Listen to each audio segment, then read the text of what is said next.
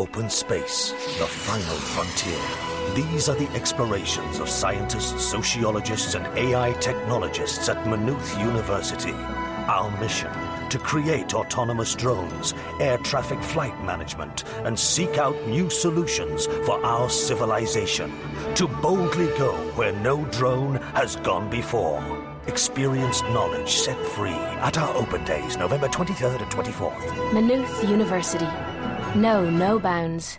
Welcome into the Sportsmemo podcast, the NFL opening line report with our guest Teddy Covers. Teddy, welcome into the podcast. How are you? I didn't have a very good NFL weekend. It's Thanksgiving. Everyone's running around. But all that being said, man, there's some good opportunities on this week's NFL card. I'm excited to talk about the lines and where they're opening and where we can expect them to move. And again, this last week was not a good one. But week 12, I'm expecting a different story, man. There's some good opportunities, of course, and there's some games we're going to talk about. I'm going to have posted as early as Tuesday, tomorrow. Certainly for Thursday's action, I expect to post very early this week because we have 3 games on Thanksgiving. I'm assuming that's what we're going to start with. Absolutely, Teddy, we will. And, you say you have a bad NFL weekend, but the college wasn't too bad. Your 20-star went wire to wire with Northwestern covering, so that's not all bad, huh? No, look, I can't, I'm not going to freak out. I won yesterday in the NBA. The college weekend was good. But all that being said is my job is to win. I didn't win yesterday. Therefore, I failed. Therefore, it's Monday morning and we got to, let's figure out. Yesterday there was one that I should have been smart enough not to play. There was one that I was unlucky, and there was one that I was shocked at. And I'm still shocked at it and thinking about it this morning. So we'll talk about it. But the bottom line is, my job is to win. My job is to help my clients, not hurt them. And, it's all rear. It doesn't matter. Win or lose, it's all rear view mirror on a Monday morning. So, we'll see what we can do to get back on track this week. I'll just put it that way. And like I said, at first look, there really looks some solid opportunities. And guys, if you're a long-term listener of the podcast, you know about the Turkey Day Shootout, something we've been doing for, I believe, 10 plus years here at Sportsmemo. And we're going to continue it here this year. We got, and we're even lowering the price even more. It's $49 for the all access all week long. All you got to do is use coupon code SHOOTOUT. That's SHOOTOUT at checkout. That's gives you $49 for the full week, all access, college football, NFL, college basketball, NBA, whatever sport the handicapper you choose does. You'll get all the plays for the full week for just $49. So that's pretty much half off here with the coupon code SHOOTOUT. Something great to use, especially this week. You're out with friends, family. The whole week, you just get the email, put in the play, so it's not something you have to check the website all the time. So that's coupon code SHOOTOUT for 7-day all access, Turkey Day Shootout for just $49 on the website. And make sure, guys, to enjoy the time with your family, friends, all the listeners out there. We appreciate you listening in, and to give thanks for the fine country we live in. And even if you live outside the country, always give thanks. Canada, Mexico, on either side of the pond, South America, everybody listening, we appreciate you tuning in. Teddy, we get the numbers, man. We got people in Mexico City. We got people in Canada. You'd be surprised. Have you seen the map of the listenership? I'm not surprised at all. I know there's an enormous international interest in betting on American sports. I've seen it. For many years, and I'm not surprised at all we have an international audience. To you guys, well, enjoy Thanksgiving too. But the bottom line for us is we got a 3-day sprint with a ton of info we got to give out. So let's begin. Let's get after it. All right. We got Thursday slate, Sunday slate. Anything real quick on Kansas City, LA Rams for the people listening for tonight's game? The more I hear the Rams want to run Gurley on every single play in this ball game. I can understand why there's under money coming in. All the 3.5s are gone right now on KC, down to 3 across the board. If you miss the Chiefs at the best of the number, please don't be foolish and take them at the worst of the number. Yeah, and the highest totaled NFL game possibly ever, at least since 1990. Is that correct, Teddy? Yeah, and again, all the numbers before 1990, I don't believe a one of them. I don't. So I should say, they may have a general accuracy, but when we talk about the line, pre-1990, there's no the line. The line was, 6 here and 4 there and 2 down the street. So, I take all those numbers with a grain of salt. All right, guys, let's get into the nuts and bolts of the podcast here. We got 105-106 Chicago at Detroit. Looks like the Bears laying 4 on the highway, 46 the total, Teddy. Yeah, and of course the goal of this podcast is always to talk about where the lines are, where we expect them to move. Should we bet this game early in the week? Should we wait until closer to kickoff? As with every single game, I'm going to give you 2 lines. I'm going to give you the look-ahead line. This was a bettable line from the Westgate Superbook last week, or what do they call it? They're called Superbook USA now. The Superbook from last week, so you could bet on this before these games. The Week 11 games were played, a bettable number. And, of course, I'm going to give you my powering number for these 2 teams. So the look-ahead for the Bears line, the look-ahead was 3.5. My powering number is 3. And the markets, they're mostly 4s out there, but the 3.5 stand out. The 3.5 at Penny, 3.5 at the Canner. That tells us that the sharpest books haven't moved to 4 and may not move to 4 on this. So you say, urgent, bet the Bears, and lay the 3.5 here. I'm not convinced of it, simply because that the 2 of the stronger leading indicator books, one here in Vegas, one offshore, have not moved to the prevailing number of 4 right now. There's even a 4.5, prominent 4.5 on the board right now, but I'm not sensing that this is a must move. Now, as we approach kickoff, look, the money's going to come on the Bears, I would think. And it's not going to hurt you to lay the 3.5. Now, this line does not go back down to 3, but this does not feel like a skyrocketing number that's just going to go up, and up.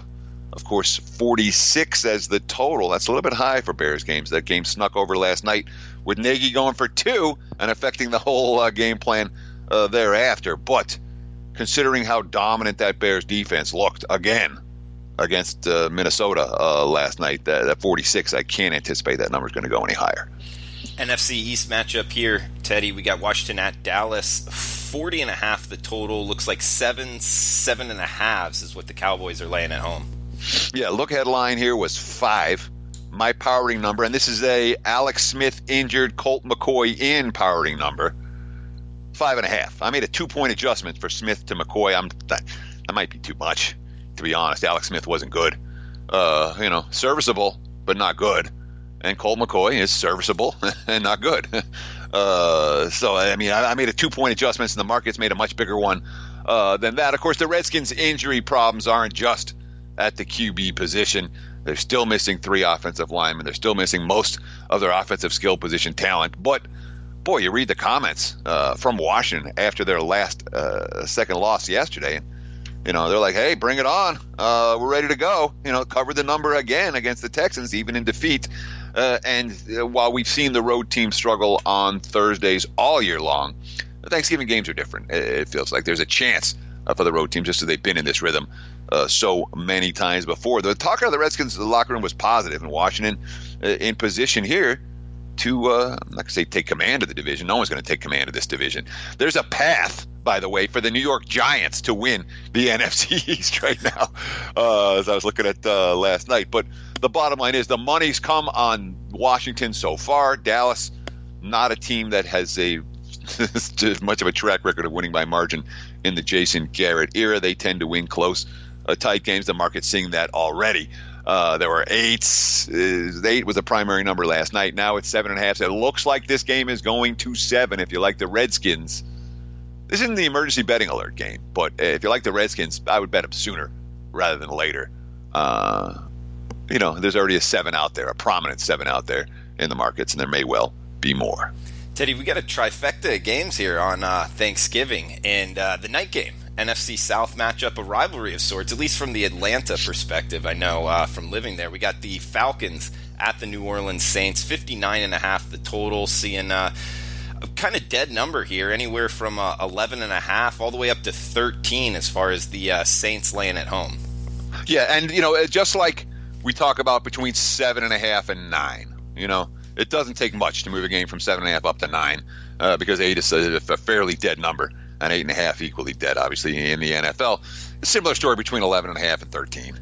It'll take one big bet, and the markets might move it 1.5, or a couple of big bets, and the markets will move it fairly significantly. And I almost tweeted this yesterday because I feel like I should be taken out to the woodshed. I had the Eagles, and I knew that the Saints were really good, and I learned my lesson betting against the Saints, but I didn't learn my lesson betting against the Saints at home. My lesson is learned. The one thing that I did do, and this is going to help prevent me from betting the Saints, betting against the Saints at home. And of course, now might be the time, but not with my money. Not with as bad as whatever. The Saints are a juggernaut right now, and everyone knows it, and the markets know it. But I upgraded New Orleans significantly in my numbers, and I don't usually make those kind of big swings. But I mean, the Saints are a field goal better than anyone else in the league right now, at least. And the markets are saying that. Look ahead line here was 11. My powering number is 13, and the markets 12.5 and 13. I don't think it gets to 2 touchdowns here if we see third. And even with Atlanta's problem, even with Atlanta losing, yesterday to Dallas to doom their chances. As you mentioned, you say a meaningful divisional rivalry, and the Falcons. The back door could always be open in this ball game. So at 13 and at 14, we will see buyback on Atlanta, and we haven't seen anything close to 14 yet. In fact, from the early indications, 12.5, 13 is where it's going to sit all week. Total of 59. It's not going down. I'll tell you that much. Teddy, on to the Sunday slate. We got 251, 252 Jacksonville Jaguars at the Buffalo Bills. Looks like 3 or 3.5, depending where you're shopping. 37.5 the total. Look at line here was Jags -4. My powering number is Buffalo -1. I'm not. I mean, the markets continue to price Jacksonville as somebody that can play, and as we saw again yesterday. The Jags, this is a team now that they lost 5 in a row. They were right in it, though, Teddy. Yeah, but they're in it, and they lose it. Now they got to win a game in Buffalo against a Bills team coming off a bye. It looks like Josh Allen's going to be back for the Bills this week, and they're better with Allen. And Buffalo plays defense. Jacksonville doesn't right now.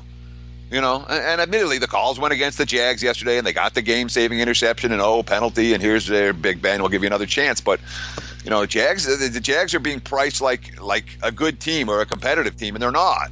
They're a 3-7 team that's lost 5 in a row, and everything's falling apart, and everyone hates each other in that locker room. And this line has to come down. The 3.5 won't be there. Grab a 3.5 if you like Buffalo. This line's going to 3.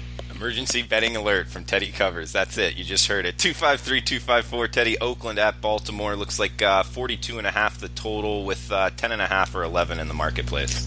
And it's so funny, man, when you see these commentators just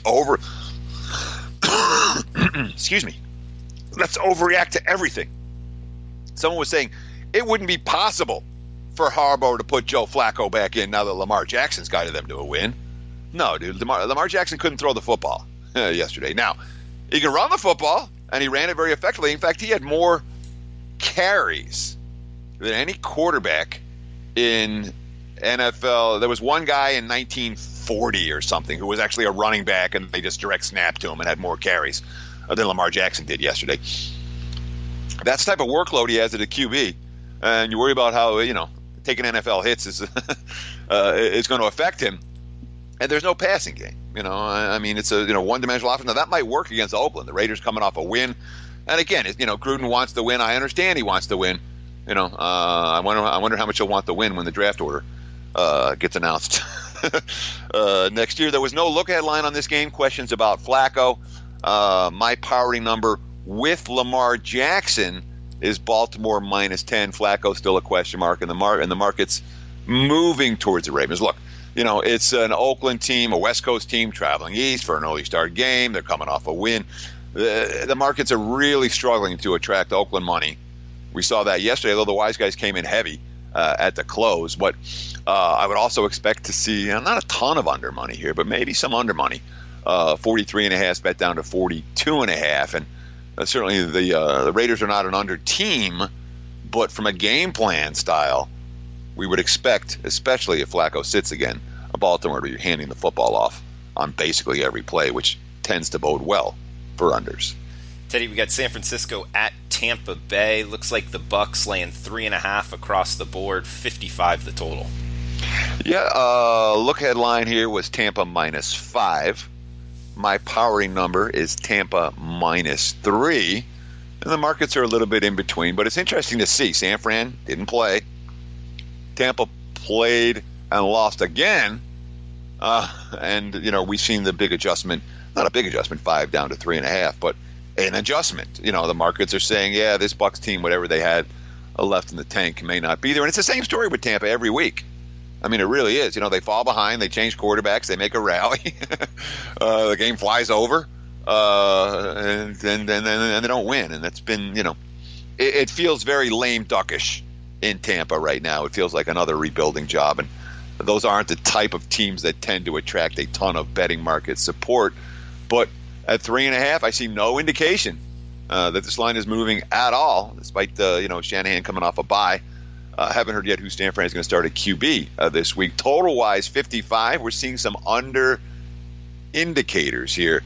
I would bet the under now, if you liked it, for Tampa and San Fran. I do expect this total to get bet down at least a notch, and maybe 2. I'm not convinced San Fran's a team that should be totaled in the 55 range, even though Tampa most assuredly is. Teddy, NFC East here, New York Giants, Philadelphia Eagles. Looks like the Eagles 6 or 5.5, depending where you're shopping, and 46 the total.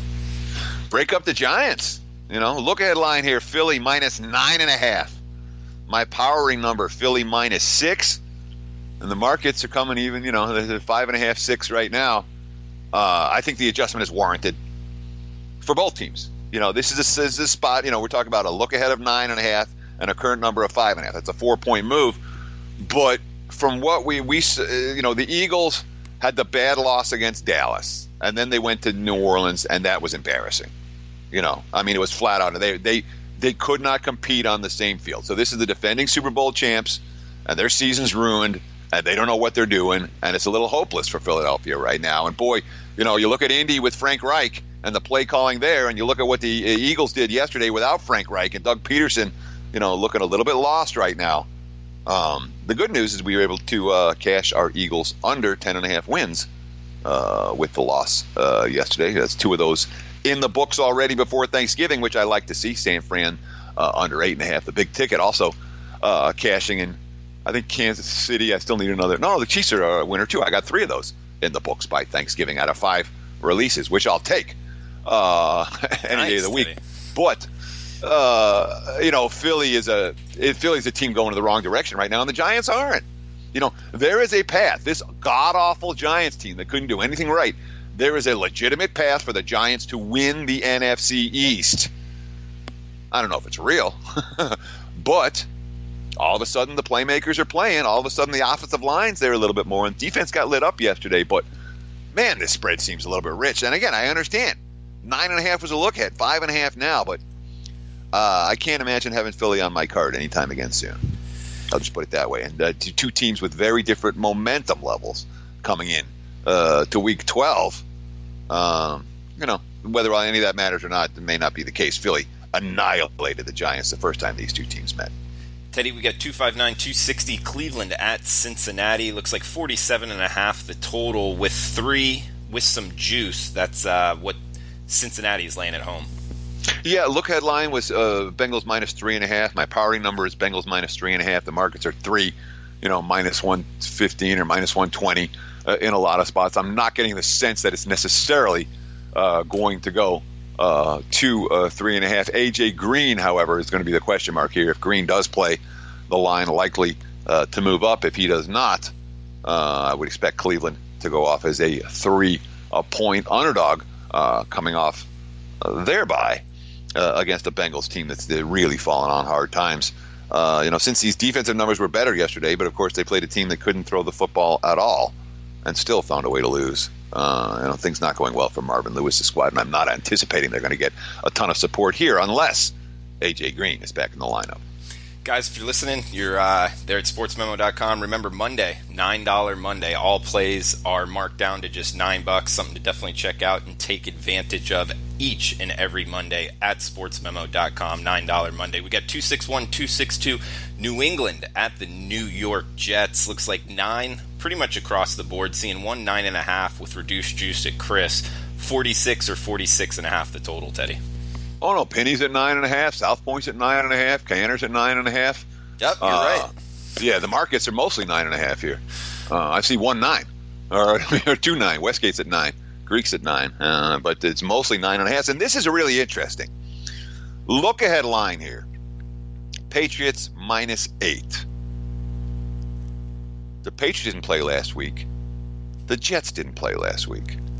Now New England's 9.5. Explain that to me. Because I can't. When there's no news, it's just, all right, well, the look ahead line wasn't high enough. My power number here is New England 7.5.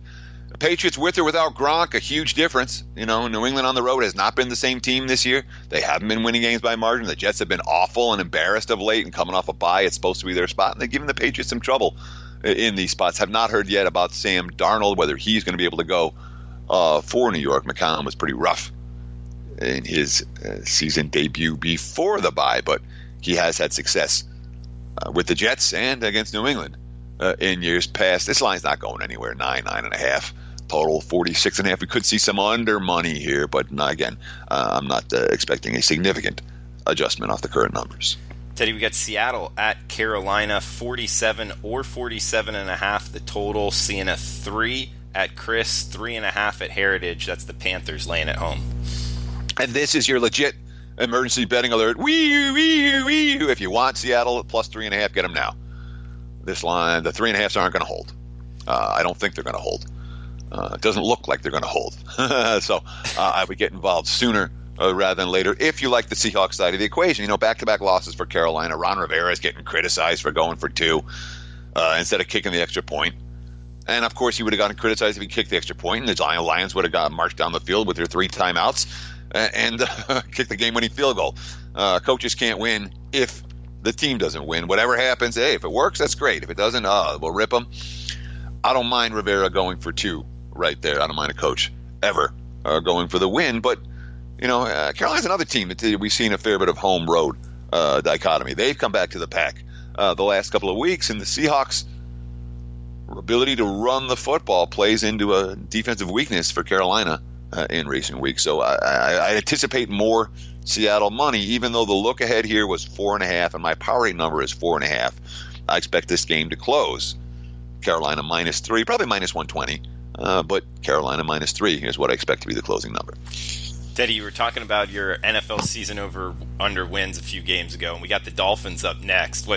They need another two wins, right, for you to hit? Yeah, they got to go 2-4 in their last 6. They go 1-5, I'm screwed. But if they go 2-4, we cash over 6.5 with Miami. So hypothetical, if you had to double your bet, or you could erase it right now, which one would you choose?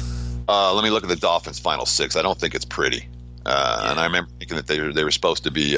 I'm not bullish on Miami, but I think they're going to steal a game or 2 somewhere down the road. What do they got? At Indy, Buffalo at home, New England at home, at Minnesota, Jacksonville at home, at Buffalo Week 17. And I got to win 2 of those. I can double it or take it back. Yeah. It's close to pick 'em. Okay. It's not an easy call. That being said, I'm certainly not dead, and maybe Miami. Look, if Tannehill comes back this week, Miami's live to do something. Osweiler's not going to do anything, and certainly there was no look headline for this ball game based on the question marks about Tannehill. My powering number, and I got Indy high, is 8, and the markets this morning sitting at 9.5, 10 across the board. Here, Colts getting a lot of. And look, Indy played a great game yesterday on both sides of the football. That team's in real nice rhythm at home right now. And I get the offense since Marlon Mack got back. It's night and day. And Andrew Luck looks comfortable. And I'm not sure how much of it was the Colts defense and how much of it was just Tennessee looking in that. But Andy was in the backfield. And he played a really good defensive game yesterday. And if they do that here against Miami, the Dolphins have their share of playmakers, but the Dolphins also have cluster injuries on the offensive line. They are coming off a bye. We do like Gase with extra time to prepare. And I wouldn't be shocked to see Miami give him a game, but not without Tannehill going a full week of practice, which I haven't gotten the sense. And again, we'll do some investigating later today. But bottom line is, at 9.5, the 10s have been bought down to 9.5, and it feels like if you can catch a 10 now, put plus 10. If you like Miami, you might want to do that. The market's likely to go a little bit lower. Indy's season-long defensive stats not as good as their current form. Teddy, I read an article late last week about Tannehill was aiming, his throwing regimen to be ready to go for this game. Is that what you're hearing? Yes, that's what I heard, but I have not heard an update. And you want the update. You want Tannehill practice fully today, and the coaching staff says he's ready to go. But certainly the early money on Miami, an indicator that the markets do think Tannehill is going to play. All right. And Miami, Tannehill to Osweiler is a bigger change than Alex Smith to Colt McCoy, for what it's worth. Tannehill can play. Absolutely. I'm in agreement with you. We got 267, 268 Arizona, LA Chargers. Looks like 45 the total, 11.5 or 12s in the marketplace. That's the LA Chargers laying at home. Yeah, look headline was Chargers minus 13. My power number, Chargers minus 12.5. Arizona coming off a frustrating loss. They were the better team and let it get away. At the end of the post-game quotes were, we were the better team, we let it get away. At the end, I'm going to say they're a frustrated team. That's, directly from the quotes that I was reading after the game. And the Chargers, similarly, the quotes were very, very similar. Whereas we were way better than Denver. We screwed up. We turned the ball over. That's what LA does. This Chargers team on a yards per play basis, the markets love them. They are sky high in the betting markets because of their statistical profile that is very, very impressive on both sides of the football. But the Chargers do stupid things. They have for years. They've done throughout the Phillip Rivers era. I don't know what he's thinking on his pick, on his second pick yesterday. That's going to hold the Chargers back, and that's going to hold them back in the betting markets, and that's going to hold them back in terms of their upside. And, personnel-wise, this team can play with anyone, but they still, a lot of mistakes for LA week in, week out, and the market's reacting to that, obviously, with the number here in the 11.5/12 range. This line's not going anywhere. It's going to sit in this, no man's land between 11.5 and 13 all week long. We got 269, 270 Pittsburgh at Denver. 47 is the total, Teddy. Chris at 3. That's the Steelers laying on the road. Most Vegas books at 3.5. Yeah, look at line here was 6. My power number is 3, and I'm not high on Denver. But to see the Steelers with the look at line at 6, I'm like, really? Especially Pittsburgh hasn't played well, another team that hasn't played well on the road this season, and Big Ben looking lost for extended stretches of games in Pittsburgh, coming off a wild come-from-behind win in Jacksonville and now going up and playing in altitude. It's not a Steelers spot, and they're in control of their division and all of that, and Denver's coming off a win, and they have a chance to turn things around. I was impressed with the Broncos' offensive line yesterday. They ran the football very effectively, which, in theory, is supposed to work against the Steelers. We saw the Jags use that same game plan yesterday to get ahead of Pittsburgh. But, when the look headline was 6 and the markets are 3.5/3, and I'm not getting the sense this is definitely going down to 3, but it's not going to hurt if you like the Broncos to grab your 3.5 now. It's more likely to come down than it is to go up. No early movement on the total. Obviously, at this time of the year, you have to be very aware of the weather conditions, and the long-term forecast does indicate there could be some problems in the Rocky Mountains next weekend. Teddy, we got the Sunday nighter. Green Bay at Minnesota, 48 the total, seeing 3.5s, couple 4s out there. That's the Vikings laying at home. Yeah, look headline here was Vikings minus 4. My powering number is Vikings minus 4. And, of all the things that I saw yesterday, the thing that I was I think that I was most surprised by is Kirk Cousins looking like a rookie quarterback, and a Vikings offensive line and a Vikings brain trust that couldn't design a game plan on offense to contain Khalil Mack. It's like, John DeFilippo was brilliant as the QB coach in Philadelphia last year. And he's got 2 weeks to prepare, and you come up with that game plan against. Mac was in the backfield on every play, and Minnesota. Where were the adjustments? And the beauty of that game from a betting perspective is that the box score is about as misleading as it's ever going to be. The box score. I just want to check the numbers real quick on that, because the box scores were like, yeah, these two teams were even. Yards per play, yards per play 4.3 to 4.3. The Vikings had more passing yards. The Vikings had more yards per pass. Yeah, but turnovers even. But if you watch the game, you know what I'm talking about. Minnesota didn't do anything until it was garbage time. And then all of a sudden, they're throwing the ball over the football field and everything's going great. But my respect for Minnesota's brain trust is enormous. And to see the game plan like he did yesterday, well, it was McCarthy-esque. I'll just put it that way.